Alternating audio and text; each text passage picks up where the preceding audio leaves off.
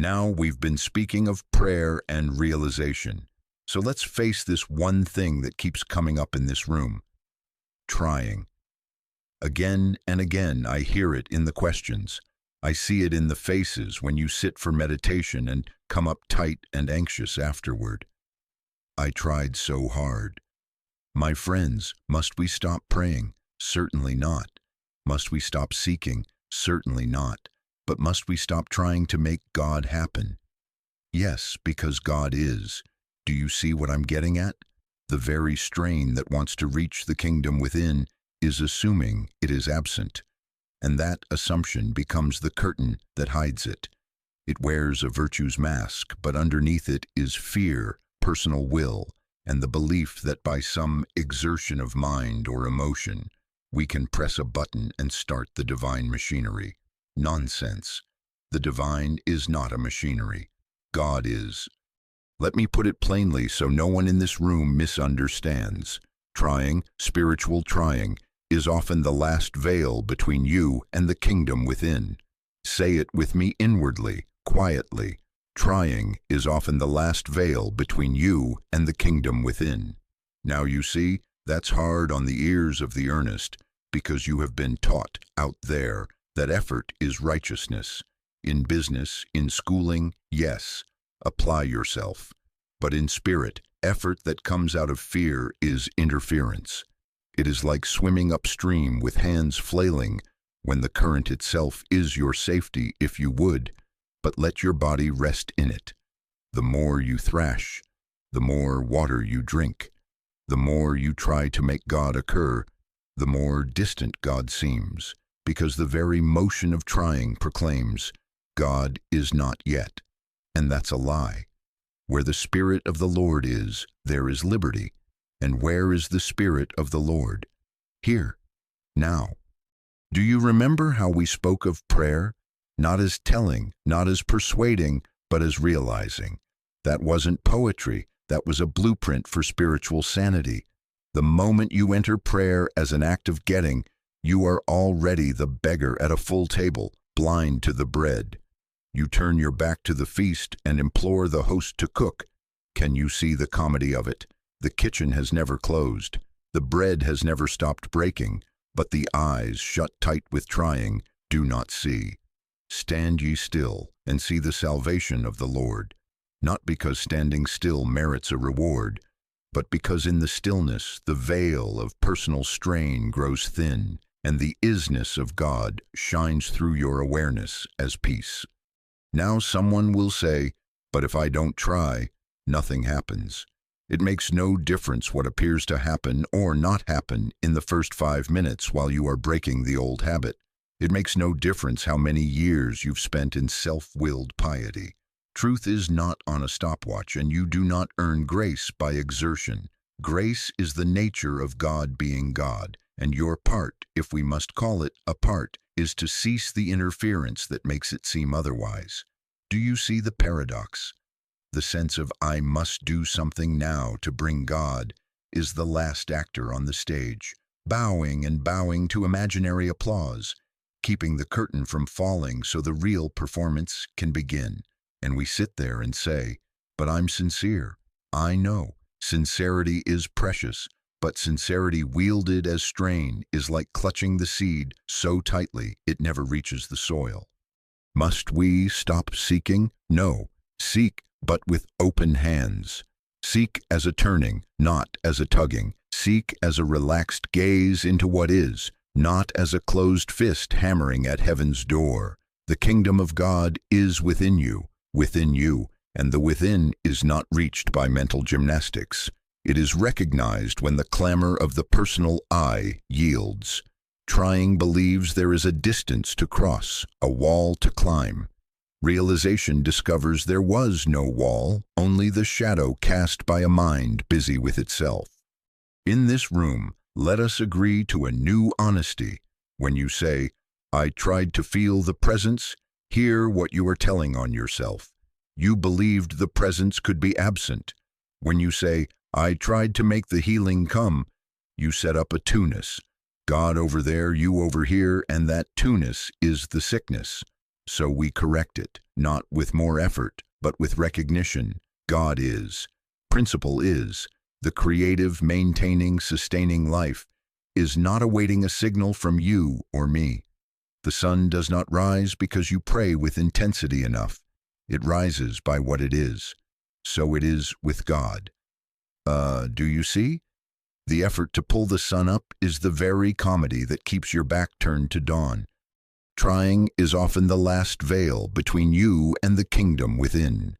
Keep that as a silent mantra this week, not to scold yourself, no, but to catch yourself. The instant you feel that tightness in the chest, that anxious leaning forward as if to grab God, you will say within, "Ah, the last veil," and you will relax the grip. You will not go to sleep. You will awaken from the dream of distance. Stand ye still. The battle is not yours, but God's.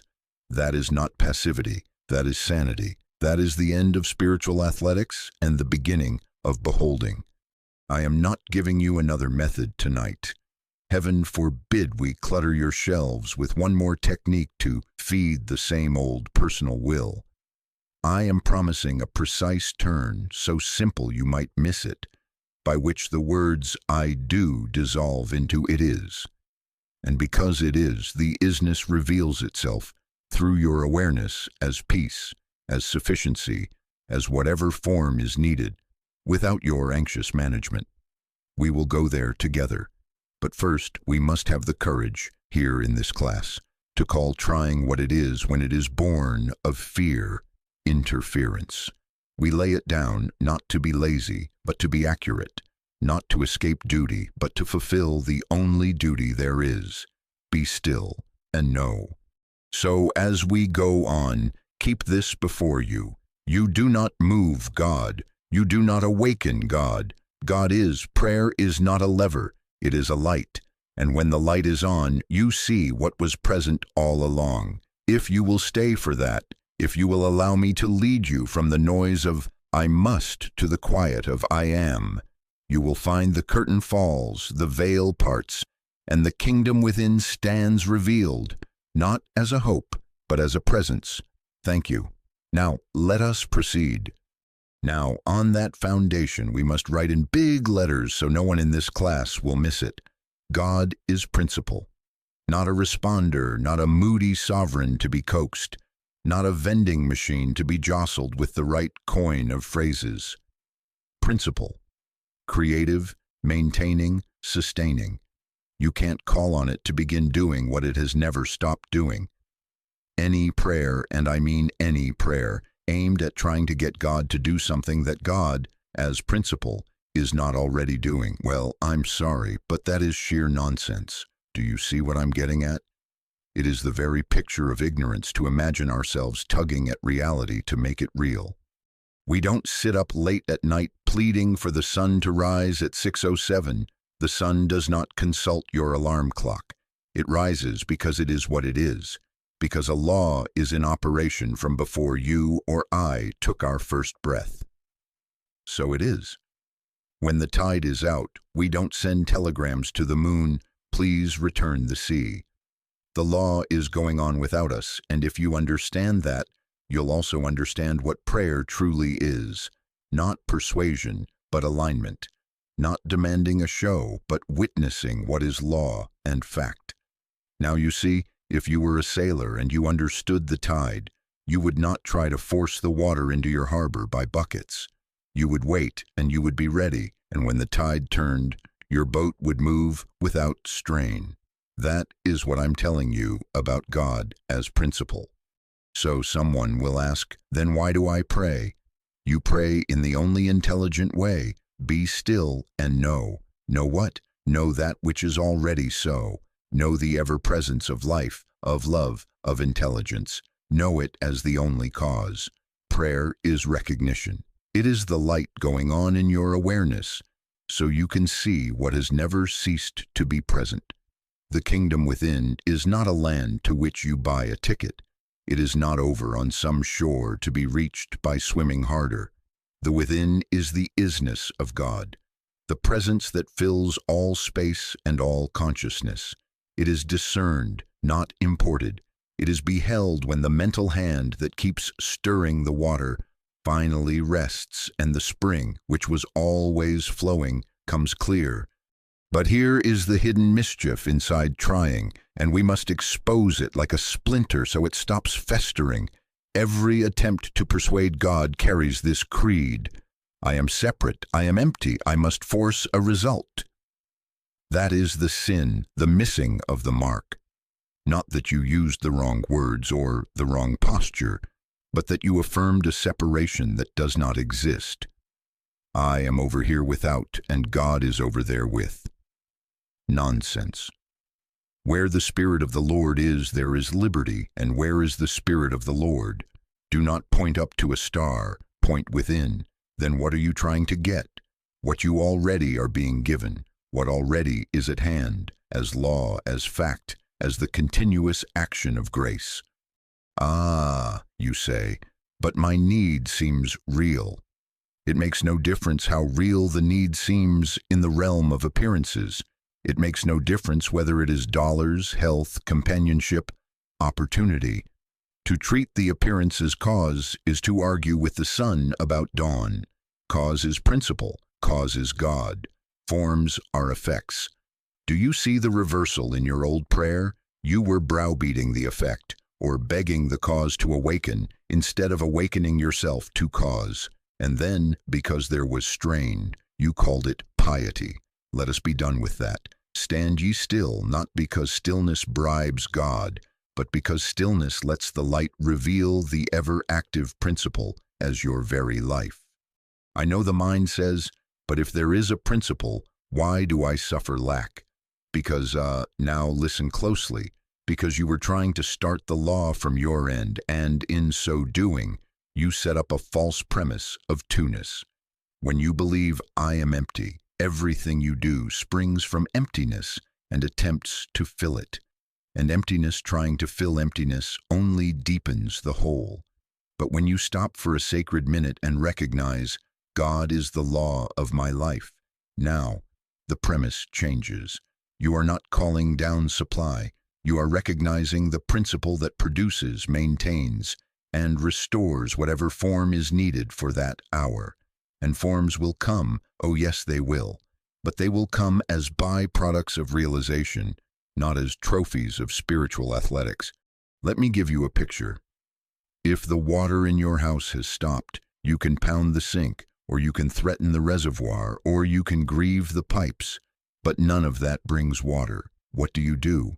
You find the valve that your own hand closed, and you open it. The source was there all along. Now take that as a parable of God. Do not insult the reservoir. Find the valve of fear, of personal will, of demand, and let it be. That is prayer. That is practice. And it isn't passivity. Don't make that mistake. It is the highest form of action because it aligns you with cause instead of shadowboxing effects. The kingdom within is presence, not a promise. The kingdom is principle made conscious, and it is recognized the instant you stop performing for God and begin to yield to God. When the inner wrestling ceases, a remarkable thing happens. Peace announces itself, and with it, the movement of right ideas. Ideas translate themselves without your pushing into forms. The phone call, the opportunity, the energy you thought you lacked. But understand this, it is not your cleverness, it is not your pressure, it is principle expressing through your awareness. Must we stop giving thanks? Certainly not. But we will direct our gratitude to cause, not to the dice roll of appearances. Now, do you see why I cannot endure the old habit of petitionary pleading? It presumes a God who is inert until prompted, and it props up the very sense of personal separation that is the disease. Stop that. Sit you down quietly. Wait for the inner assurance to announce, I am here, and let that be your prayer. Let your gratitude be for presence, not for the shiny coin that happens to be in your palm today. Because coins come and go, but the ability that produces them, that is the grace of God. And when you are grateful for cause, fear of losing effects drains away, because you know the well, not just the bucket. So then, if God is principle, where is the problem? Not in God. The issue is never getting God to act. That is settled from everlasting to everlasting. The issue is ceasing the interference that hides God's action. It is recognizing where in us the valve was shut, where the premise of separation crept in, where attention fastened on shadows and called them substance. And that will be our next work together, because if we are to stop obstructing, we must see clearly where the obstruction actually occurs. We will look at the two realms, the forms that come and go and the presence that generates, maintains, and restores them. And we will learn, gently but firmly, to give our allegiance to presence. For when allegiance turns, trying ends, and being begins. Stand ye still. The battle is not yours, but God's. And in that stillness, principle proves itself as your life. Now, if we are to make progress, we must do a sorting here that I wish every student would write on the inside of their consciousness in big, clear letters. There are two realms. One is the realm of form, things, conditions, bodies, bank accounts, relationships, opportunities coming and going like waves on the shore. The other is the realm of presence, cause, grace, the creative, maintaining, sustaining principle that generates, restores, and maintains all right form. If you will not make this distinction and hold it, your practice will be one continual round of trying to stabilize sandcastles with a teaspoon. Do you see what I'm getting at? Let's make it very practical in this room. If I could right now put into every lap a neat bundle, $10,000, a beautifully cooperative body, and a relationship that looks like a picture on a greeting card. No arguments, no disappointments. What would you have? You would have three forms. You would have three symbols. And for the moment you might feel an easing. You might even say, "Oh, now I can rest." But you see, the tide of form is not yours to command. Forms shift. Markets dip. Bodies change. People grow, move, sometimes leave. So, what happens the first time the wind blows and the 10,000 becomes 5? What happens the first morning an ache wakes up before you do? What happens the first time the other person doesn't smile back? If your peace was resting on those three packages, you are in trouble because you have made your kingdom conditional. I'll be at peace when, if, because, and conditional peace is just postponed fear. Must we stop receiving forms? Certainly not. But do not worship them. Be grateful as for a byproduct, not as if the byproduct were the factory. Now you see why trying has your nerves on edge. Trying fixes attention on the wave, and because the wave is always in motion, trying must always brace, clutch, manage, and monitor. That is why you feel tired after a day of good spiritual work that was nothing but policing your forms. You said your prayers to bully the body into behaving. You made your affirmations to prop the dollars up on sticks. You meditated, but only to try to hypnotize the other person into continuing to meet your picture. And then you called it righteousness. No, my friends, that is fear with a rosary. Any identity built on the ups and downs of the shore must be anxious because it has taken effect for cause. It has said, "The wave is my life." And when the wave pulls back, as it must, you grab for it, and the grabbing drags you under. Let us say it plainly. It is not the envelope of money that is a power. It is the capacity, the principle, that produces, maintains, and restores supply as needed. It is not the smooth skin or the relieved joint that is safety. It is the life that renews and balances function. It is not the smiling face across the table that is companionship. It is the love that is forever one, finding expression in right association. When your heart turns to cause, not merely to effects, something marvelous occurs. The fear of losing effects begins to evaporate because your trust is grounded where loss does not enter. The wave can come and go all day long, and you will stand on the rock that sends the wave. Ah, but I like the wave, you say. Who told you to dislike it? Must we stop enjoying good forms? Certainly not. But understand them correctly. Enjoy them as the fruit, not as the root. Be grateful for them as evidences of the law that is operating as your very life. Then, if the basket is emptied today, there is no panic, for the tree did not die in the night. It makes no difference if last year's harvest was lost.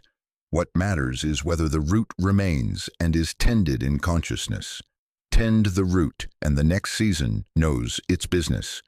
Now, how do we tend the root? By re-aiming our attention, our gratitude, and our prayer from the form to the presence that generates form. Prayer is not the act of pinning a form to the board and pleading with God to keep it there.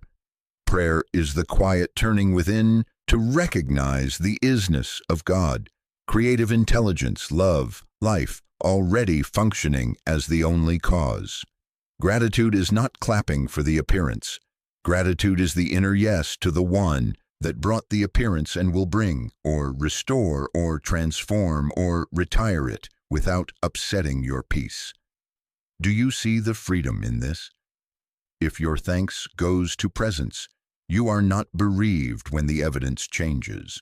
You are anchored in the ability that produces evidence anew. Let me give you something you can observe today.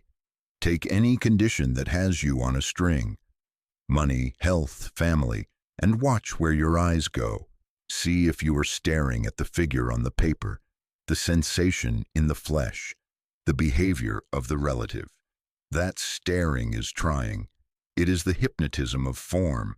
It puts all the pressure out there and then uses prayer like a rope to drag the form back into compliance. Now stop 1 minute, just 1 minute, and withdraw that rope. Say nothing. Do nothing outwardly. Inwardly acknowledge. God is the principle of my life now. Life is present. Intelligence is present. Love is present. And be still. Stand ye still. The battle is not yours, but God's. And do not measure your peace by whether the number goes up this afternoon or the pain goes down by supper time. It makes no difference. The minute you make it matter, you are back at the wave. Stay with the rock. Stay with cause. The forms will settle themselves according to law. Someone will ask, but won't my indifference to effects make me careless? No.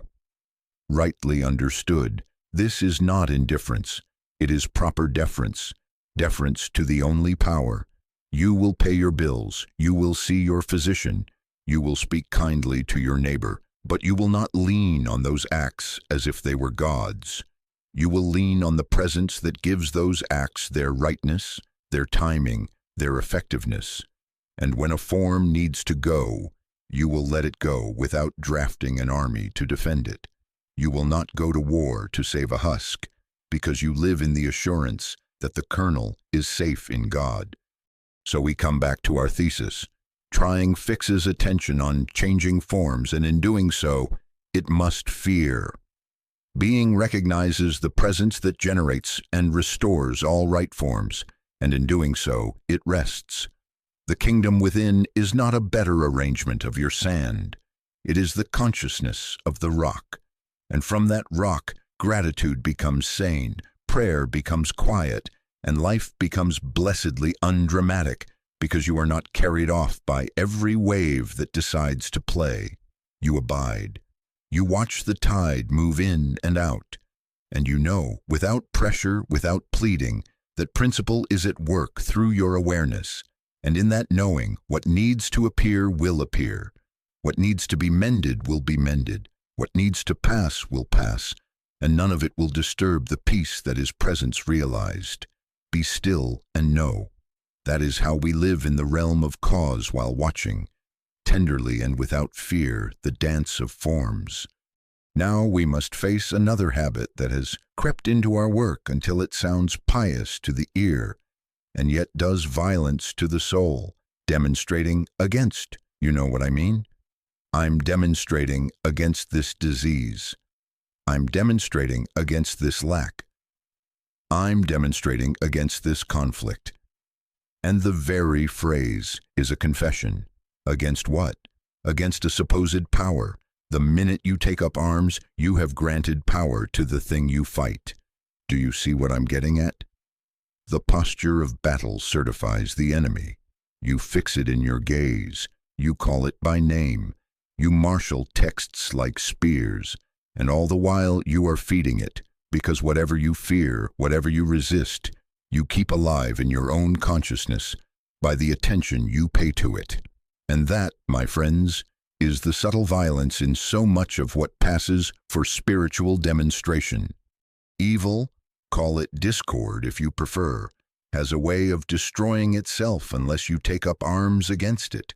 It collapses for lack of substance when it is denied fear and denied attention. But stir it, argue with it, punch at it mentally, and you provide it with your life breath. That is why so many well-meaning students are exhausted. They have been shadowboxing the wind and then wondering why the wind keeps circling back. Stand ye still, be still. The battle is not yours, but God's. That is not a verse to embroider on a pillow. It is the blueprint of non-resistance, which is the only warfare that has ever won anything real. But if I do not fight, won't it overrun me? It makes no difference what the first appearance threatens if you have understood presence as cause. Non-resistance is not neglect, certainly not. It is the obedience of sitting down the armed ego and letting principle reveal itself as law, as order, as correction, without your flailing. Darkness does not require you to whip it, it requires light. Try it sometime. Go to war with the night. Beat it with a stick. Lecture it about dawn. And then, finally, turn on the light and watch the problem you were wrestling disappear without a skirmish. So it is. When you use demonstration as combat, you are out on the field at midnight swinging, and you are proud of your muscles. But when you are still, when you be still and know, the light of truth registers in your awareness, and the appearance, lacking substance, dissolves in that light. Let me make it concrete for this room. Suppose the body shouts. You can concentrate until your forehead aches, affirming over and over that the symptom must go, as if you were wrestling a snake. Or you can withdraw the battle and say within quietly, life is the law of this form. God is the principle of function now. And then, here is the discipline. You stop looking to see if the pain heard you. You do not keep opening the oven to see if the bread is rising. You rest. You let the inner peace come and take over the kitchen. Stand ye still. Be still. The battle is not yours, but God's. In that stillness, order asserts itself, not because you won a fight, but because you ceased supplying the fight with your fear. Or, take supply. Perhaps a bill has arrived with an ugly red date on it. The mind begins to marshal a campaign. Call this one, push that one, affirm 30 times an hour, I am rich, while staring at the calendar as if it were a firing squad. That is demonstrating against lack, and it is nonsense because you are arguing with the symptom while broadcasting your faith in its power. Withdraw the armaments. Acknowledge cause. God is the creative, maintaining, sustaining principle of my affairs now. Then pay what is wise. Call whom you ought to call, but do it without the interior warfare. Do you see the difference? The action may look the same outwardly, but without the fight, the fear-starved appearance cannot maintain itself, and soon it collapses in the light of right ideas that come when you are not busy banging the pots to scare the bogeyman. Someone says, but I have to do something. Yes, you do. You have to obey the first command of spiritual sanity. Be still and know. That is doing. Do not mistake stillness for inertia. Inertia is lifelessness. Stillness is vibrant attention to principle. Stillness is the poised helm that responds to the tide rather than throwing buckets overboard to accelerate the sea. Stillness hears the one idea that is needed and moves on it without panic. Stillness is not closing your eyes while your house burns. It is refusing to fight smoke and instead cutting off the fire at its cause. and often the cause in our practice is this. I gave power to an appearance by fearing it, by resisting it, by trying to prove it out of existence, and in that trying I made it seem very, very real. There is a little parable in a rope. Two sides pull in a tug of war, red faces straining. Drop your end, and what happens to the mighty opponent? They fall backward of their own momentum. They were held up by your resistance. So it is with many of your demonstrations. You have been providing the counterpull that keeps the picture taut. Stop it. Let the picture fall of its own hollowness. Stand ye still. Be still. The battle is not yours, but God's. Isn't that dangerous? To the personal ego that loves medals for its spiritual athletics, yes. To you as consciousness opening to principle, no. It is salvation. Treat this, please, as something sacred. I am not giving you a trick to outwit the devil. I am telling you that what you have been calling the devil is a scarecrow stuffed with your own fear and kept upright by your resistance. Leave it alone. The wind will have it on the ground by nightfall. Live in peace, and your very peace will be the rebuke. Live in non-resistance, and the supposed power has nothing to strike. Now, don't imagine this means you go limp and neglect your common sense. Pay your bills. See your physician. Speak to your brother. But go to these as one who has already surrendered the battle, not to pick it up again with human weapons. Go as the transparency through which presence arranges, corrects, provides. And as you move, keep the chorus alive within. Stand ye still, be still. The battle is not yours, but God's. Notice the relief that steals over you when you lay down the club named demonstration. You will feel it. The breath deepens, the forehead clears, and into that openness comes the quiet word, the right idea, the unlabored turn. The day will come, mark it, when more of us will refuse to go to war with shadows, and there will be a spiritual renaissance of such gentleness that you will not believe how quickly appearances change when they are not being pounded. Until that day, begin here, in this room, in your own practice. The next time you hear the inward shout, I must make a demonstration, sit down the shouter, say within, no, God is, and rest in that until peace says, now go here, or now make this call, or perhaps says nothing at all while the tide quietly turns. And having seen this, having tasted the power of non-resistance, we must take one more honest step. If fighting feeds the picture, what in us keeps reaching for the weapon? Where does this itch to manage, to prove, to take credit arise? It is not out there in the symptom. It is the personal sense, the little I that believes it must run God's universe. That is the engine of struggle, and we will open it and look without flinching, so that the kingdom within may be lived through you, effortlessly, as grace. Now, if we are honest, and in this room we will be, where does all that trying actually live? Not in your body, not in your bank book, not in the face across your table. Those are just the screens on which the little drama plays. Trying lives in the personal sense, the little I that takes the throne the moment you are distracted and says, step aside, I will run the universe for God. Do you see what I'm getting at? The tension isn't in the circumstance. The tension is in the claimant, the one who says, my prayer must produce, my affirmation must work, my wisdom must be recognized. That is the engine of struggle, and if you listen closely, you will hear its two cylinders, the craving for control and the craving for credit. Let us look at control first. The personal mind believes safety is arranging outcomes. It drafts maps for God to follow and calls that faith. It writes out a schedule and expects principle to punch in on time. It says, if I do this many treatments, if I fast, if I say this formula, the tide will obey me. You do see that this is just old fear dressed in religious garments. It is the attempt to be secure by building offensive thoughts around tomorrow. And it is futile because the fence is made of paper and tomorrow is wind.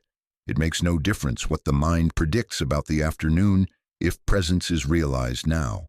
The tide moves by law, not by your wristwatch, and law is your security, not your maps. Now the other cylinder, just as mischievous, credit. The personal sense loves a medal. It longs to be known, yes, as the one who can get results, the one whose prayers work, the one with a reputation in the invisible. And it is so subtle that it will dress up pride as testimony. I demonstrated a perfect job. I manifested a healing. I stood in the gap. Ah, listen. The personal sense doesn't want God. It wants God to serve the personal plan, and then it wants the plaque for piety. That motive is the very shutter that drops over your window. For the moment the me wants to be author, grace is no longer recognized, and you are back at tugging the rope to keep the picture taut. Let me make it concrete. Dozens of times letters have come after a healing. Your treatment did it.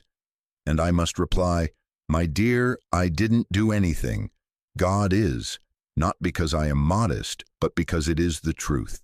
If I accept the compliment as authorship, I have just stepped from transparency to personality, and the valve begins to close. There is a law here. I want you to mark it.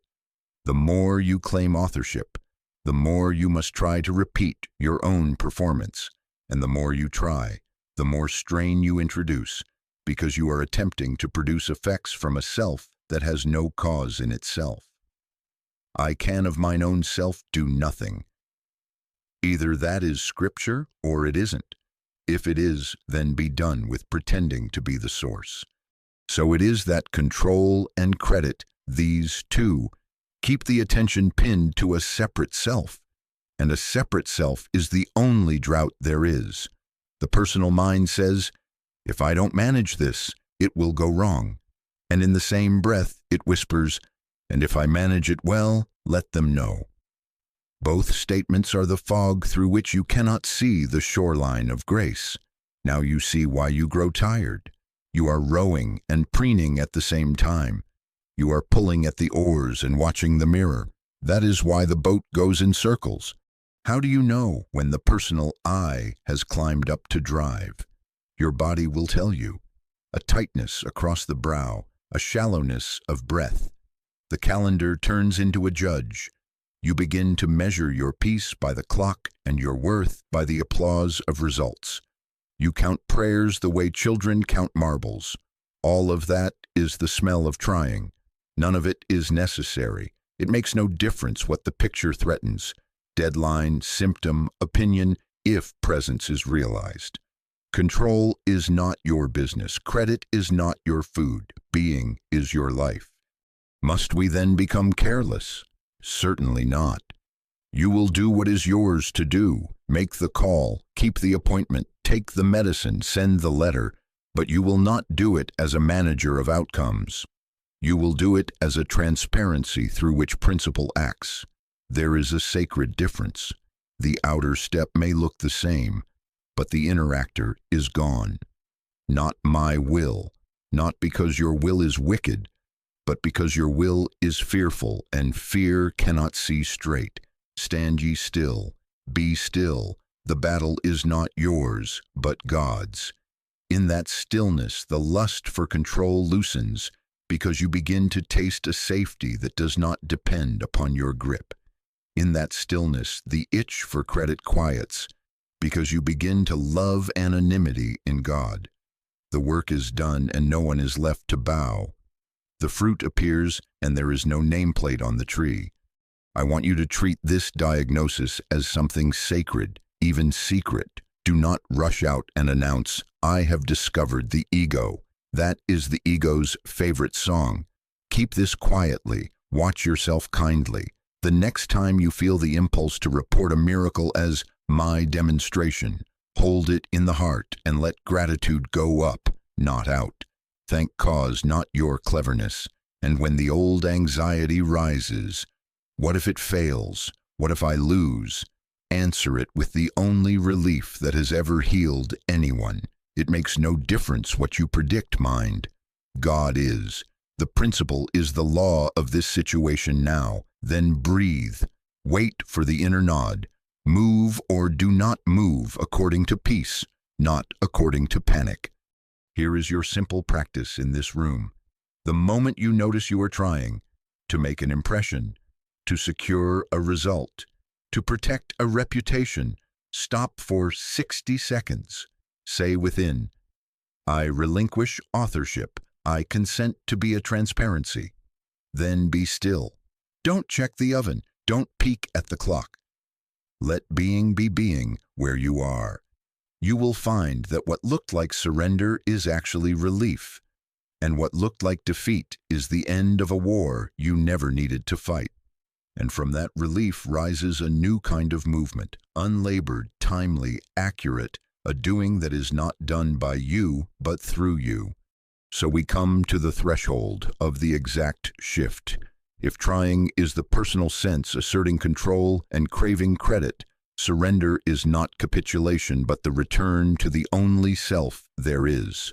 From let me make it happen to let it be. From I will demonstrate to I will bear witness. From a life of vigilance over effects to a life of trust in cause.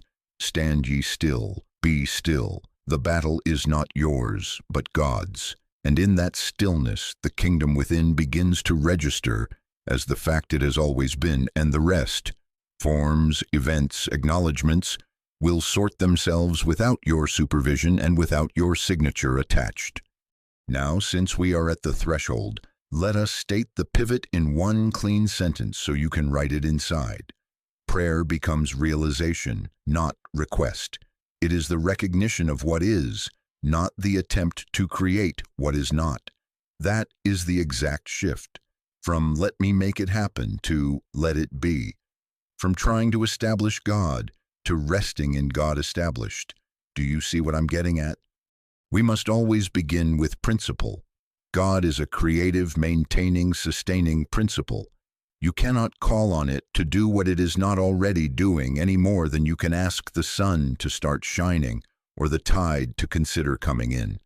The sun is, the tide is, and because they are, your work is not to beg them into motion, but to position yourself in awareness to receive their motion. So it is with spiritual life. In other words, the only block that can seem to exist is mental interference, personal will, and fear, obscuring what already is. Remove the interference, and the isness is evident. Now you see. How do we remove it? Hear the inner mechanics exactly, and keep them simple. First, notice strain. The instant you feel the tightness in the brow, the breath that will not deepen, the urgency that says, do something, anything, that is your bell. Second, stop the mental reaching. Stop drafting the plan. Stop tugging on tomorrow. Stop arguing with the picture. Third, rest attention in quiet awareness. Just that. Breathe. Be still. Let the agitation spend itself without your help. Fourth, acknowledge presence as already functioning. Not later, not if, not when the numbers change. Now, God is. Life is the law of this situation. Intelligence is present, love is present, order is present. Fifth, allow. You sit back and let the activity of spirit reveal itself. Stand ye still, be still. The battle is not yours, but God's. Isn't that passivity? Certainly not. Do not confuse resignation with realization. Resignation says, nothing can be done, I give up. Being says, all is done in principle. I consent to be a transparency. Blankness is sleep. Conscious being is alert receptivity. It is the poised helm, not the limp sail. It listens. It trusts principle to inform the next unlabored step, and when that step is given, it moves without strain and without pride. In other words, this is not doing nothing. This is doing from nothing personal, letting the doing flow out of presence realized. Let me make it clear in this room with something very homely. The oven again. When you are trying, you keep opening the door to see if your loaf is rising and scolding the dough in between. When you let it be, you place it under law and you stop peaking every 2 minutes. The law of leaven operates without your supervision. So it is. Leave it to law and the bread will tell you when it is ready by its fragrance and its lift. You see, the step of taking it out will be obvious, timely, exact, and you will not have to pry it. Or take guidance. A choice sits in front of you like 2 doors. The mind rushes in with columns of pros and cons, 3 phone calls, and a deadline marching toward you with a stick. Feel the strain. That is the bell. Stop. Withdraw the pencil. Sit. Acknowledge there is but one mind. That mind is functioning as the mind I am. It makes no difference what the calendar threatens if mind is realized now. Wait until you feel the inner quiet, not a trance, an ease. Then, very often, a small, uninsistent idea walks in. Call this person, read that page again, take the later train, and when you heed the smallness without dramatics, you discover it was the exact thread that led you through the tapestry. That is not your cleverness rewarding you. That is grace having the open channel of your awareness. Health, the same. The body shouts, the personal I wants to fight, to demonstrate against. You know now what to do. Sit the fighter down. Acknowledge life as the only law of function here and now, and then stop measuring the clock while peeking at the symptom. It makes no difference what the first hour reports if life is realized. Very frequently you will find that instruction comes. Make this call, rest now, take the walk, keep the appointment. Take it, but take it without the whip. The action will be sane, proportionate, and free of the inner drama that feeds disorder. And you will notice that the peace precedes the change. The change does not purchase the peace. That sequence tells you that principle, not effort, is the cause. Now someone will say, but in a crisis there isn't time for all this. Oh, but there is only time for this. 10 seconds of realized presence does more than 10 hours of panicked maneuvering. Try it and see. Even if you have already sent the telegram or swallowed the pill or signed the paper, stop and give those acts to God. Be still and know. Let the already done be placed under law. You will be astonished how often what you call consequences soften, reroute, or yield to a higher arrangement when your fear has been dismissed from the room. Do not imagine that this makes you a holy statue in the window. Being is dynamic. It will take you across town or across the ocean when that is love's path. It will make you bold or make you quiet. But in all of it, the driver is not personal will. The cadence is unhurried, even when the step is swift. The signature is anonymity. Things get done and no one is left rehearsing their lines about how they did it. And because there is no strain in your doing, there is no strain in your receiving. Guidance, supply, and harmony arrive, not as trophies of effort to be displayed on your mantle, but as natural evidences of grace, as fruit that needs no nameplate. Let me place in your hands a pocket practice for the next 24 hours. Every time, without exception, you feel the tug to interfere. Tighten the jaw, speed the breath, rehearse the speech, stop for 60 seconds. Do it in the kitchen, in the office, in the car, at a red light. Within, say quietly, I relinquish authorship. God is the principle here. I consent to be a transparency. Then, hush. If an impulse comes that is gentle and clean, take it. If nothing comes, do nothing, and watch what arranges itself without your supervision. Keep this sacredly. Do not make a show of serenity. Do not scold others for trying. Treat this as something secret because it is holy. We are not reforming the world. We are opening a channel. And if in your practice you stumble and find yourself up to the elbows in the machinery again, do not make a second sin out of the first.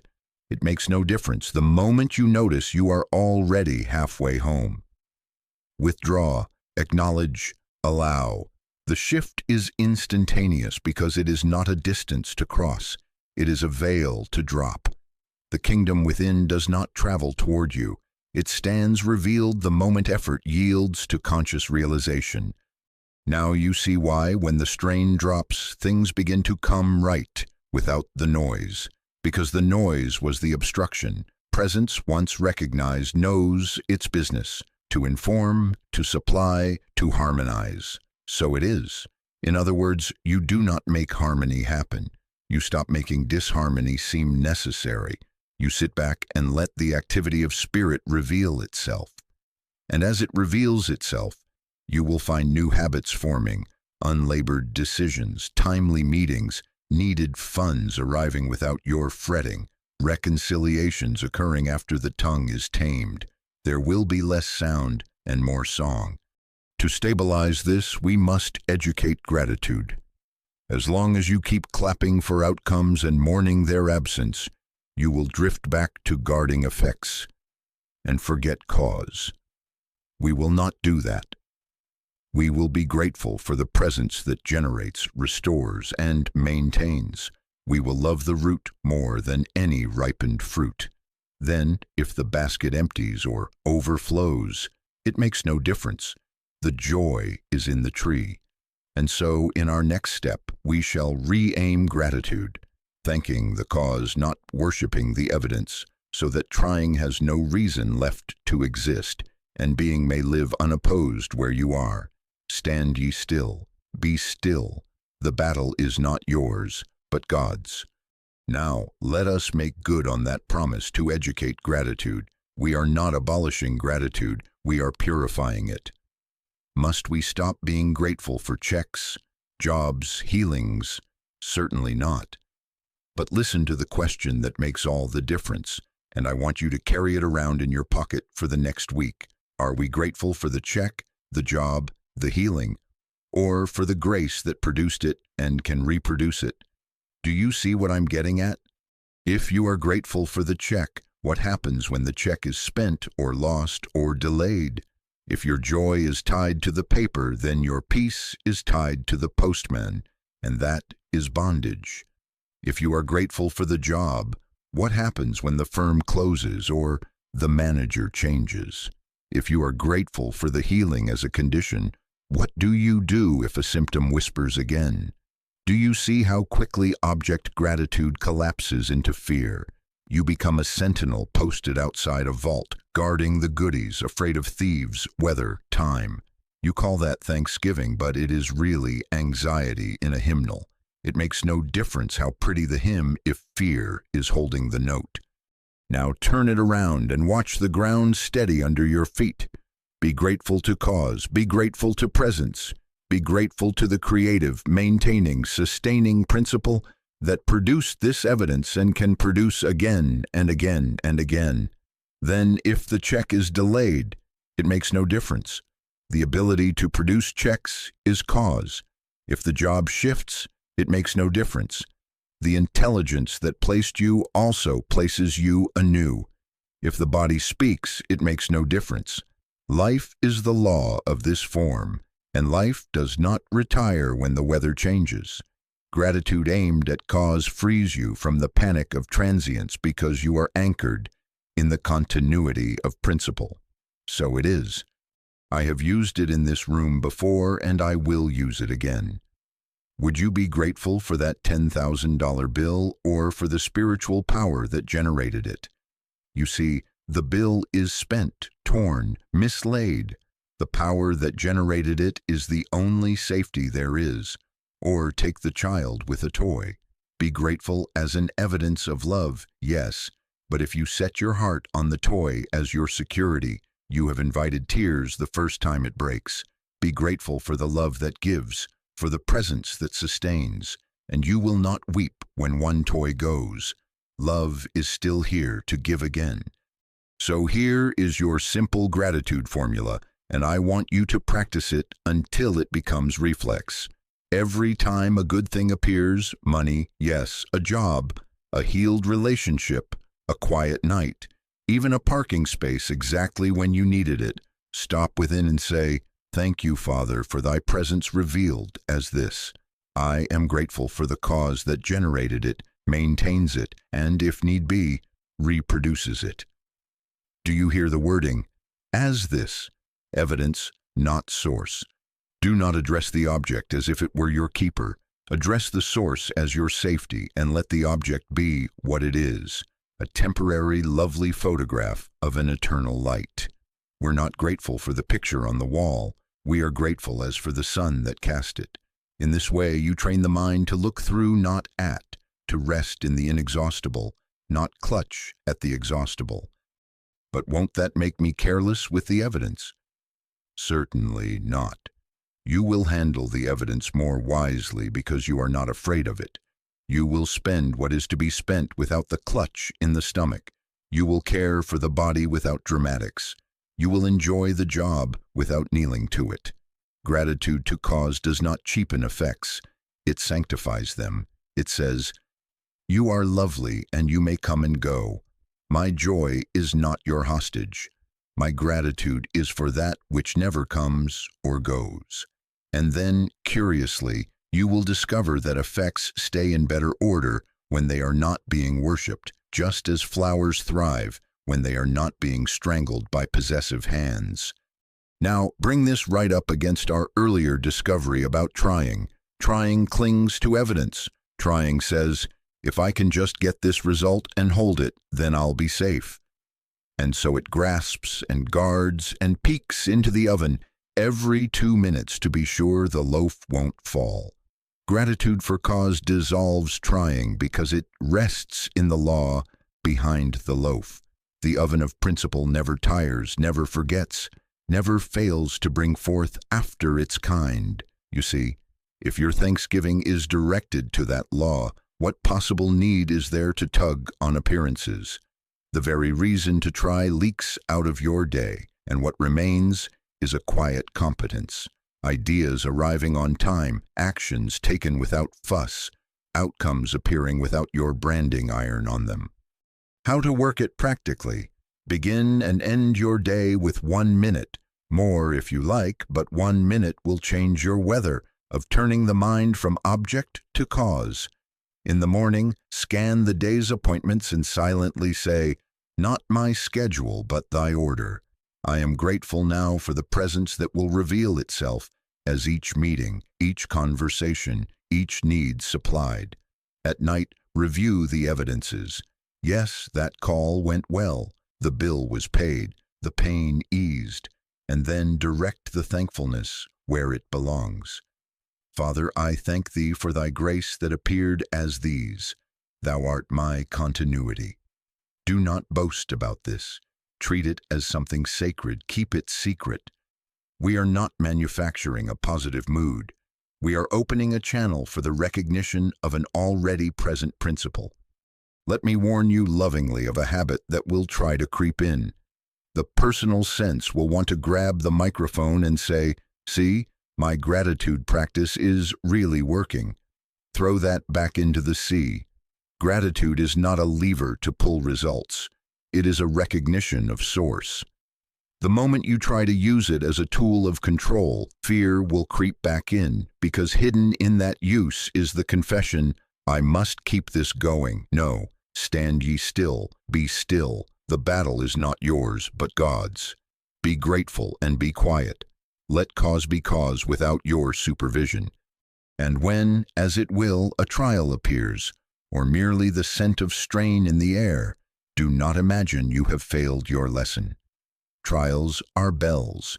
They are not punishments. They are prompts to return to being instead of trying. The instant you feel the jaw set, the breath shorten, the mind begin to catalog losses and call it prudence, that is your bell. Stop. Say within, "It makes no difference what the picture suggests. Father, I thank thee that thy presence is the law here." Then be still until the inner peace rises, not a grand feeling, simply the unclenching that says, "All right." From there, the next step, if any, will come, and it will not carry the odor of panic. Do you see how this stabilizes you? Gratitude re-aimed is not sentiment, it is alignment. It keeps your eye on the root rather than on the apples rolling on the table. Apples bruise, roll off, get eaten, The tree stands, drawing from an invisible circulation you cannot manage and do not need to manage. So long as your thanksgiving loves the root, you will not mourn apples, nor will you fear seasons. And because you are not afraid, you will not try. You will live, you will move. You will have your being in God, and evidence will come and go with a kind of sweet order that does not call for trumpets. So it is that the education of gratitude becomes our way of walking. Thank the cause and be at rest. Receive the evidence and keep your hands light upon it. And when the wind rises and the room would tempt you to clutch or to calculate, hear the bell, return to being, and let grace have its way through your awareness. Stand ye still, be still. The battle is not yours, but God's. Now, since we have named trials as bells, let us be very practical and very exact. What is a trial? It is nothing more than the moment you feel yourself slide back into personal management, that's all. The strain in your jaw, the heat behind the eyes, the mind beginning to line up its soldiers and sharpen its pencils, that is your bell. It is diagnostic, not damning. It is not a verdict about you. It is an announcement that you have stepped away from the secret place and put your hands on the machinery again. Do you see what I'm getting at? The discomfort is not punishment. It is guidance. It says, "Child, you are driving. Come home." So the instant you feel the strain, and I mean the instant, without one more argument added to the air, do this. First, stop. Halt the sentence in your mouth. Lay the pen down. Step back from the mirror. Take your hand off the telephone. Stop. Do not decide. Do not rehearse. Do not add one more word to the complaint. Second, withdraw your attention from the picture. Refuse to stare at the red ink on the page. Refuse to keep peeking at the symptom. Refuse to review the insult with fresh varnish. Turn your gaze within. In other words, step into the inner sanctuary. You know where it is. It is the quiet place behind the eyes where breath goes in and out without your help. Third, replace the wrestling with a word, and let the word do the lifting. Stand ye still, be still, and know that I am God.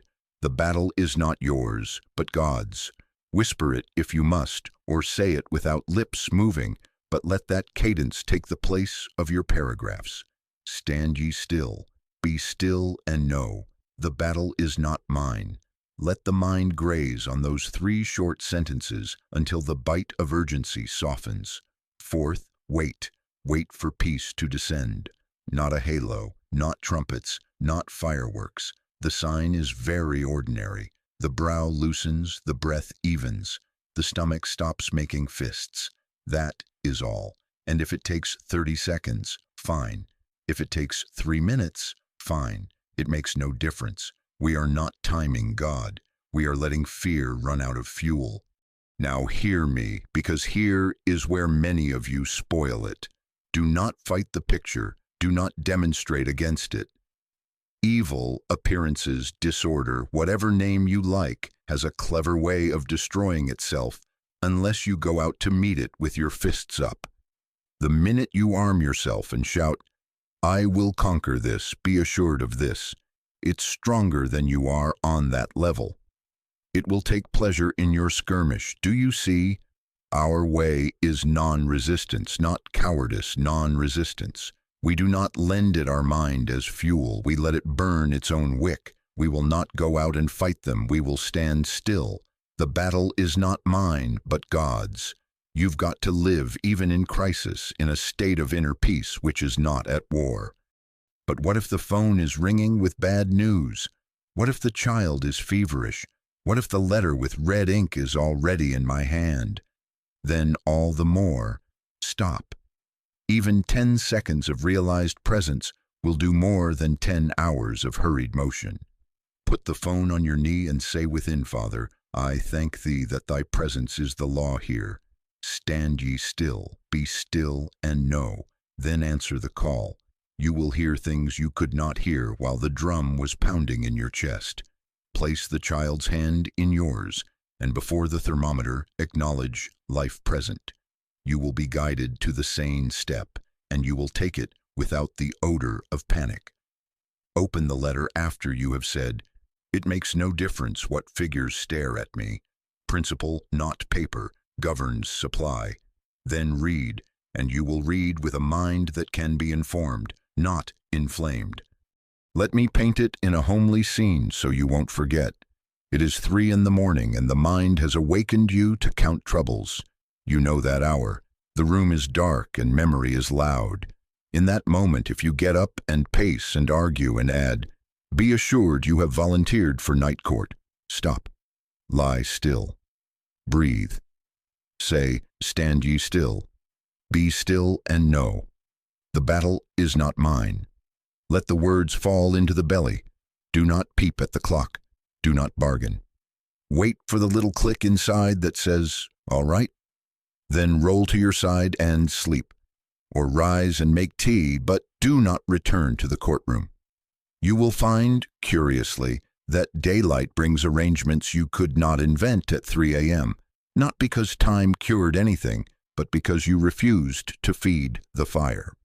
Now someone will say, but what if I must act? There's a deadline, a train to catch, a decision to sign. Certainly, this is not passivity, this is sanity. We do not act until we have stopped being the actor. Do what is yours to do, but do it after peace has touched you. If a gentle, clean impulse comes, call this person, say yes, say no, take the earlier train, take it. If nothing comes, do nothing. Walking to the sink to wash a cup while you wait for peace is better than phoning a dozen people to collect opinions in the fog. Action that rises from quiet is remarkably accurate. Action that rises from fear is always late and always loud. And understand this, the stillness is not merely a sedative, it is the opening of the channel. God fills all space, yes, but God becomes practical only as it finds expression through an individual consciousness that is not jammed with its own traffic. There has to be a you, a transparent you, through whom principle can flow. When you are thrashing around in the pool, the water cannot reflect the sun. When you grow still, the light plays on the surface, and the whole pool brightens. So it is. Your quiet is not for you alone. Your quiet becomes a law in your home, your office, your circle. Because in that quiet, you are no longer a source of turbulence. You are a place of entry for grace. Treat this practice as something sacred, even secret. Do not turn it into a performance piece. Do not go out into the world saying, "Watch me be calm," or instructing the family mid-crisis with, "You should be still." Keep it in your heart. Prove it in your room, and let the proof explain itself by fruit. When, after you have learned to hear the bell and answer it with silence, things begin to right themselves, without your letterhead on them, say nothing but "thank you" and keep walking. In time, those nearest to you will feel the weather change around you, and they will want to know why. You can tell them then, but for now, lock it up. Let the seed take root out of sight. One more word for your pocket, because I know the old habit will try to take over even in the midst of practice. When you notice you have argued for 5 minutes before remembering to stop, do not manufacture a new guilt. It makes no difference. The moment you notice is the bell. That is grace already breaking in. Withdraw. Replace the fight with the refrain, "Stand ye still, be still and know. The battle is not mine." Wait for the nod. Then move or do not move. Either way, you will have ceased to supply the problem with your belief in its power, and that withdrawal of belief is the very condition under which it dissolves. So when next the strain announces itself, don't try harder, be still. Let the event be what it is on the surface, while you return to what is beneath all surfaces. In that return, the channel opens, and principle, which was never absent, finds its way as wisdom, as order, as supply, as reconciliation. You won't have to push. You won't have to explain. You will watch as appearances that demanded a duel quietly fall apart for lack of an opponent. And you will learn to love the bell, not because you love trials, but because you have discovered where the real action is, in the inner recognition where grace operates silently, certainly, sufficiently. Stand ye still, be still, and know the battle is not yours, but God's. Let us take the next honest step. If grace operates as law, if principle is forever maintaining and sustaining, why does it not always appear as order where you stand? Because there must be a transparency, there must be a place where the invisible finds utterance. God fills all space, yes, but God becomes practical as that presence is consciously realized and allowed to flow through an individual awareness, through you. Do you see what I'm getting at? Not to glorify you, quite the opposite, to define your function without the burden of authorship. Think of the city's power lines. The current is everywhere present in the grid, and yet a room is dark until a lamp is plugged in and the switch yields. The switch does not create electricity. The cord does not boast. The bulb does not hold a parade. They simply provide a channel. So it is. The presence is ceaselessly present. Consciousness yielded and quiet is the switch. Trying is the hand that keeps flipping and fidgeting and jiggling the mechanism until the fuse blows. Being is the unlabored consent that lets what already is do what it does. Someone will say, isn't that making a mystery of persons? No, it is recognizing pattern. There had to be a Moses to stand at the sea and receive the word to go forward, not because a man was a power, but because a man let power have a mouthpiece. There had to be an Isaiah to say, comfort ye, and the nation heard the tone of God, not the fame of Isaiah. There had to be a Jesus to announce the kingdom as present and to let love feed multitudes through a few loaves, not by personal magic, but by transparency to principle. And there has to be a you, right where you are, through whom order, wisdom, and provision can touch this moment. Otherwise, where would your household, your desk, your street hear truth except as it finds a listener? Now hear why trying will not serve in this office. Trying is the human channel attempting to be the source. It crowds the pipe with opinions, timetables, and signature demands. It wants to choose the form, the hour, the address, and it wants the credit. And the very claim to authorship is the knot that stops the flow. Being is different. Being is consent. It says, I relinquish authorship. I will be a transparency. It rests, not idly, but alertly, so that when the right idea knocks, there is a listener. When the right contact appears, there is a voice ready without strain. When the right movement is given, the feet have no sandbags on them. Watch how practical this is. You grow quiet and acknowledge presence here and now. Then, without brainstorming or dialing the world, an idea walks in, gentle, clean, unspectacular. Read that page again. Take the later train. Call that one name that had not occurred to you. Do you see? You obey, and one thread leads to another. An introduction you did not orchestrate, a timing you could not manufacture, a door that opens without your shoulder against it. This is not coincidence. This is the current using the lamp you are. The kingdom within is never a storage room. It is a living circulation, and when you stop stuffing the valve with fear and pride, it moves as wisdom, as placement, as sufficiency. But must I not plan? Must I not be diligent? Certainly. Be diligent after peace has touched you. Let diligence be obedience to principle, not panic in a necktie. Sit down, acknowledge, presence is here as mind, as order, as sufficiency. Be still and know. Then when a step is given, take it without fanfare. If none is given, do not invent one. The earth does not spin faster because you tap your foot, and you will learn, to your great relief, that right steps taken from quiet make fewer steps necessary. Let me say a word about scale, so fear does not walk back in disguised as logic. But my matter is large: money, health, court, a nation. It makes no difference to principle whether it is a sparrow or a state. The channel does not measure the current. The current defines the use. Your part is to remain unblocked, unboastful, available. Then the same presence that whispers a small courtesy through you can also orchestrate a large correction through you or through another, because the field is one and awareness is its avenue. Your quiet blesses more than your pulse. When you live as a transparency, the atmosphere where you are changes. The office stops vibrating at wartime pitch. The kitchen learns to breathe. Children begin to quiet down without a speech. Not because you have imposed a code, but because turbulence is no longer getting its fuel from you. You are a place where grace enters and entry is contagious. This is why secrecy matters. Do not turn transparency into a banner. Treat it as something sacred.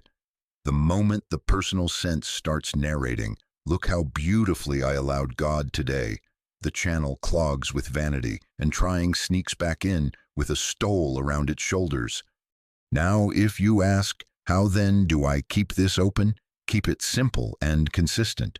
Begin the day with a minute, a real minute of consent. Use me, not as a person with plans to prove, but as an opening for thy order. Not my will, but the law of being fulfilled. Sit until the shoulders forget their assignment as lifters of the world. End the day acknowledging, "Thank you for being the doer where I appeared to be busy." Keep this in your pocket, not on your sleeve. The fruit will show itself, and it will need no advertisement. I must prepare you for the holy step that follows. The presence that fills all space and that finds utterance through you has a name inside you, not to be chattered about, not to be made into a technique to fetch results, but to be revered as the very life of your life. It is the sacred I, not the personal I that grabs and fears, but the inner name by which being knows itself in you. We will come to that, and when we come softly.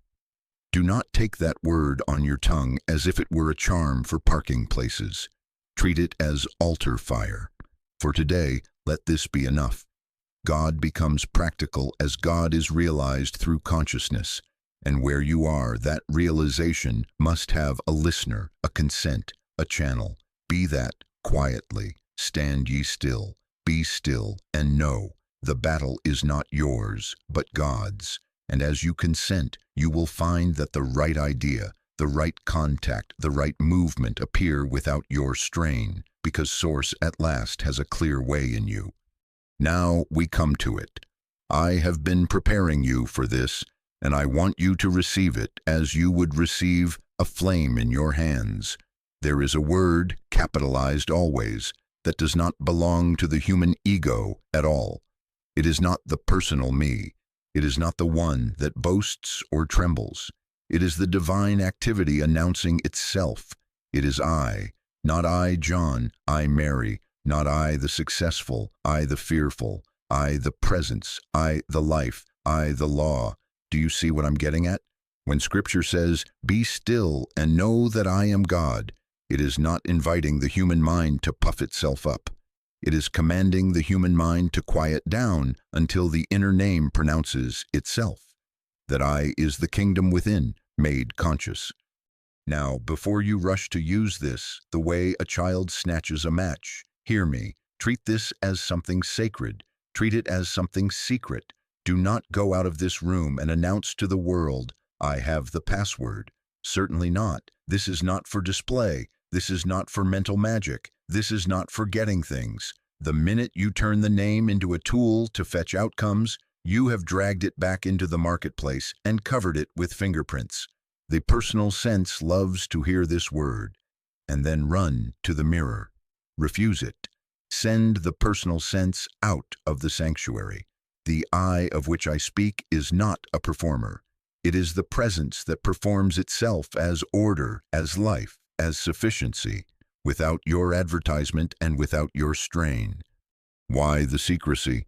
Because immature talk strengthens the very self we are asking to be still. When you speak too soon, you recruit the personal I as a spokesman, and it will claim honor and credit and a pulpit. It will try to turn the inner name into a public badge. That is the quickest way to lose the awareness. Do you remember how often the Master said, "Tell no man"? That was not coyness, that was protection, to give the seed time in the soil, to let the babe grow without the crowd's hands upon it. Hide this word in your heart until it is a living law to you. Let it prove itself in your living. Then, if ever it is to be spoken, it will be spoken by itself, not by the personal mouth.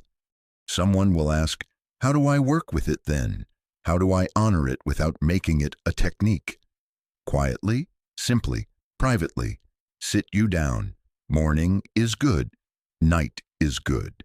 A bus stop can be good if you can close the inner door and let the noise settle until you can hear your breathing without arranging it.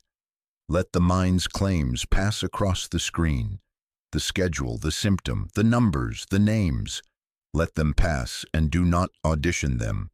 Then, in that soft place behind the eyes, acknowledge I, just I, not followed by any description, not I am this or that, just I. Let the word thin the crowd. Let it widen until it is not a syllable at all, but a felt fact. Being is here. Life is here. Presence is here. I, God's I, is the identity of this awareness. Be still and know that I am God. If thought creeps in and tries to make it clever, I am going to use this to fix that. Stop. Drop the sentence and return to I. If emotion rises and says, say it louder, put it on the wall, refuse the dramatics. Whisper it if you must. Better still, say nothing and feel everything. The sign that you are in the sanctuary is not ecstasy. It is the end of clutching. The shoulders forget their chore of lifting the world. The breath finds its own cadence. In that eased place, the I announces itself to itself. There is no audience. There is only presence knowing presence. And in that knowledge, the trying self is absent because it has nothing to do. It has been relieved of duty. Must we never form a sentence? Must we never let that name carry sense? In due season, the I will give itself words that are not boasts, but benedictions. They do not reach outward to convince anyone. They do not strain to rearrange appearances. They simply recognize law. It may say within you, I am the life of this body. I am the light of this mind. I am the law of this household. Not to bully the body or hypnotize the family, but to declare the already present principle that maintains and sustains. Do you see the difference? One way tries to make something happen. The other way lets what is be what it is. Stand ye still, be still and know. The battle is not yours, but God's. Now, because the human mind is ingenious, it will want to turn even this into a performance. It will want to write affirmations on index cards and read them to the neighbors. It will want to collect phrases and report results. Throw all that back into the sea. This is altar fire, not a street lamp. Guard it. Keep it under the robe of silence until it becomes so natural, so inward, that you would no more parade it than you would parade your breathing. Treat it as the pearl. Keep it in Egypt, if you will permit me the picture, until the babe is strong enough that Herod, the personal sense, cannot harm it. For a season, and let it be a long one. You will tell no man. Let the harvest tell them. What then will the harvest look like? Very ordinary, very quiet, very clean. A steadiness that is not shaken by a late check or an early rumor. A body that stops being a bulletin board for fears because life has been recognized as its law.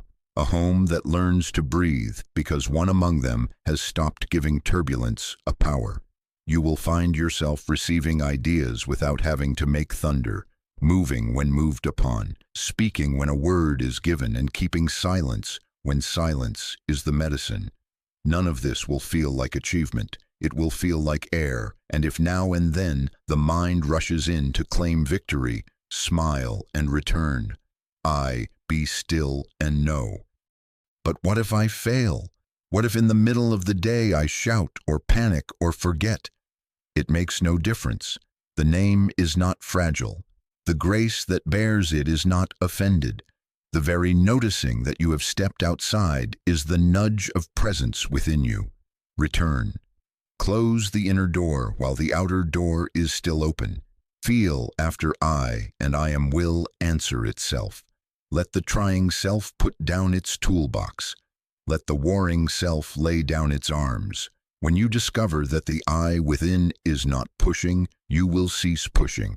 When you find that it is not afraid, you will cease bargaining with shadows. And astonishingly, without your public campaign, forms begin to right themselves because cause has stopped being blocked by commentary. Do not confuse this with self-glorification. There is no merit here to claim. If you are ever tempted to say, "My consciousness achieved this," stop. There is no "my" in the sanctuary. There is only I, and that I is God's presence identifying itself, where you are prepared to be quiet. This is why it is a sacrament to keep secret. The more you practice, the more you will understand the old injunction, tell no man. Not because you are hiding treasure from the world, but because you are protecting the world from your premature talk. Let your living carry the word. Let kindness tell it. Let order tell it. Let sufficiency tell it. Speech will come at the right hour, and it will be simple without embroidery, because it will not be yours. So now take this word and put it in the innermost pocket, not on a bracelet, not on a bumper, in the heart. Sit with it morning and night until inside you there is a familiar neighborhood where you can go without knocking. In time, and I do not care whether that time is a week or a year, you will find that your first response to everything is not to try, not to brace, not to calculate, but to be still and recognize, I am. And in that recognition, the kingdom within stands up in you, not shouting, not marching, simply being, and the day organizes itself around a center that does not move. This is the initiatory word. Guard it, nourish it, live it, say little about it, and as it grows in you from syllable to substance, you will know why I have asked you to keep it secret, because it is holy, because it is sufficient, and because once it is realized, it speaks for itself without your help. Stand ye still, be still, and know that I am God. The battle is not yours, but God's, and in that knowing trying ends, because being has taken its rightful place as the very I of you.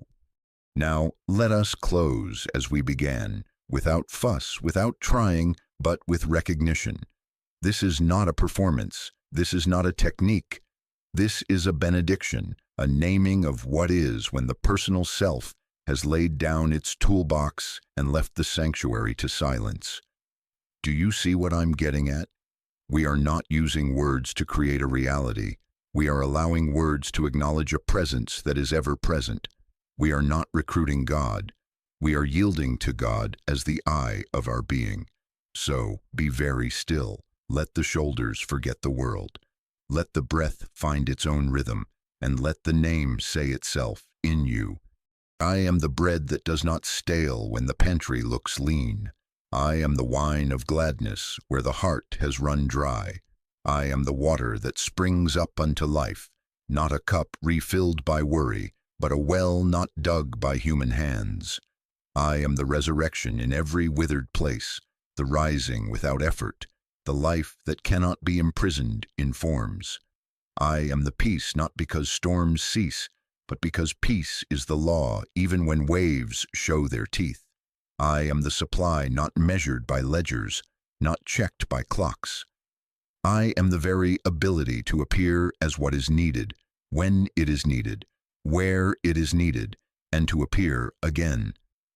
I am the life of this body, not a stimulus, not a charm, but the unspent vitality that is being itself. Now be careful. Do not attach these words to the person who sits in your chair. This is not the human mouth boasting. This is presence speaking for itself through a consciousness that has grown quiet enough to listen. The personal sense must not pick up these jewels and hang them on its chest. Treat this as something sacred. Treat it as something secret. Let the I am be heard within, not shouted in the streets. It will prove itself in living. It will organize the day. It will pacify the house. It will correct the ledger. And when it does, you will not be tempted to say, "See what I have done," because you will know there was no I here to do, only I to be. Gratitude now takes its right direction. Must we stop being grateful? Certainly not. But grateful for what? For cause, not for the passing shape. Thank the presence, not the paycheck. Thank the principle, not the package. Thank the life, not the symptom's absence. Do you see?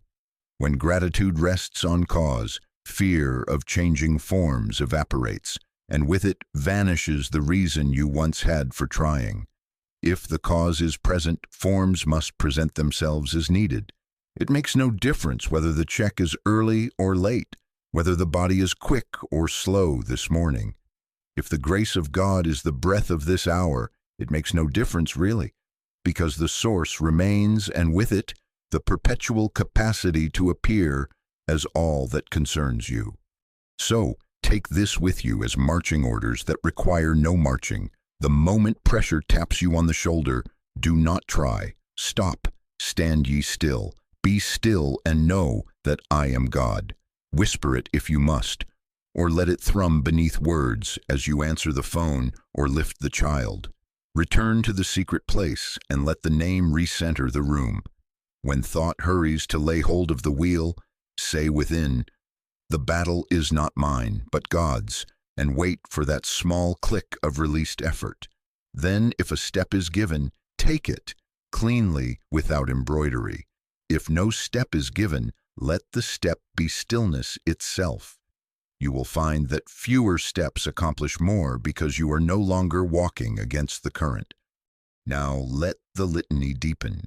I am the light of this mind, clarity without strain, judgment without fear. I am the law of this household, order without tyranny, abundance without waste, discretion without pride. I am the shepherd, care that never dozes, guidance that does not argue. I am the door, access where there seemed only wall, and safety without locks. I am the restorer of what moth and rust pretend to take, not by chasing moths, but by recognizing that supply is not kept in closets, but in consciousness. I am the health of thy countenance, the quiet stamina that is not borrowed from stimulants or borrowed from tomorrow. I am the word behind all right words, so that when you speak it is edification, and when you are silent it is medicine. Do you feel how, as this is named, the compulsion to interfere loosens its grip? This is the end of struggling prayer. This is the end of demonstrating against shadows. Trying is the veil that kept you outside your own house, arguing at the door. Being is the key. It is no key at all. It is the recognition that the door was never locked. Now, yes, the world will continue to send its clippings. It will report highs and lows, forecasts and rumors. It makes no difference. It makes no difference what page the news prints your name on, what numbers are computed against you, what verdict appears to loom. If the kingdom is realized within you as I, present, sufficient, active, then the forms must align with that or dissolve for lack of your belief. Either way, you will not be employed as their defender. Carry this then, not as a slogan, but as a vow. Keep the sacred word within until it has grown from syllable to stature. Sit each morning and night. 30 seconds is enough when it is honest, and let the pronoun be without predicate, I. And if, at times, the heart swells and offers a phrase, let it be simple and spare. I am the peace of this room. I am the law of this work. I am the life of this limb. Then be silent again. Let gratitude rise toward cause and be content, without any human witness to your altar. The day will come, and it will, when someone will ask, "What changed here?" Say little. Smile, perhaps. If a word is required, it will be given, and it will not be yours. Before we part, once more, softly, reverently, let the name speak for itself. I am the bread. I am the wine. I am the water. I am the resurrection and the life. I am the peace. I am the supply. I am the law, the light, the love at the center of this very breath. Stand ye still. Be still and know that I am God. The battle is not yours, but God's. With that, we send you forth, not to win anything, not to fix anything, but to be the transparency through which the kingdom, which is not coming but is, shows forth as order, as sufficiency, as quiet joy. Go in the silence of I. Let it keep the secret, let it live the day, and in that living you will discover that trying has ended because being has taken its rightful place as the very I of you. It is. Thank you.